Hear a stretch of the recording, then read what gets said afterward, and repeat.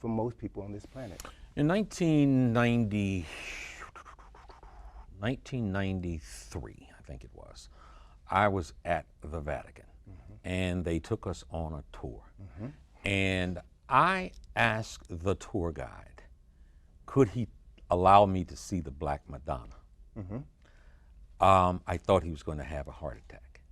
Tell us about the Black Madonna.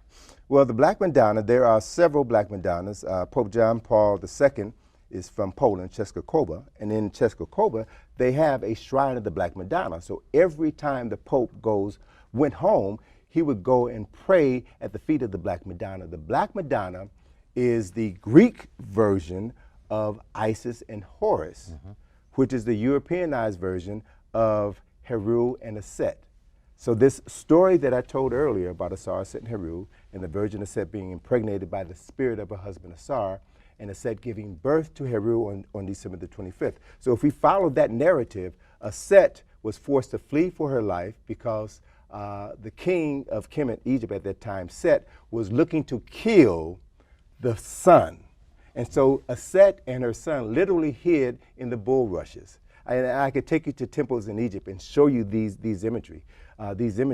And so she was Aset and Heru were worshipped by the Greeks as the Black Madonna and Child. And then it was later, much later, that Eusebius took these ancient stories, took these ancient myths, and that's the essence of it. This story is mythology. It is not a historical fact, but it is a myth that is used to imbue people with a certain level of understanding so that they can relate to things beyond the physical.